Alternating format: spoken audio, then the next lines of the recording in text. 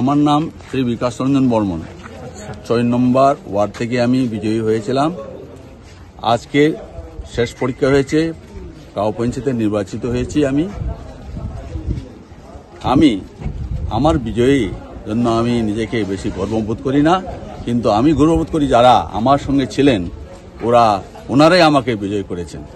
আর আমার সমর্থনে এখন হয়েছে 6 জন পার্টি ওয়ার্ড মেম্বার, এরা আমাকে জিতিয়েছেন।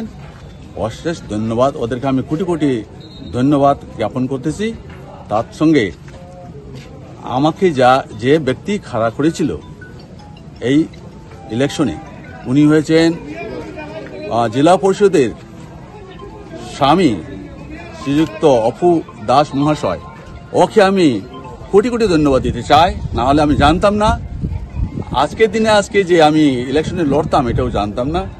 আমি খুবই নতুন ছাত্র হিসাবে আজকে পঞ্চায়েত অফিসে। আপনি কত ভোটে জয়লাভ করেছিলেন ওই সময়? ওই সময় আমি কত ভোটে? 332 ভোটে জিতেছি। আমার প্রতিদ্বন্দ্বী ছিল 156 ভোট।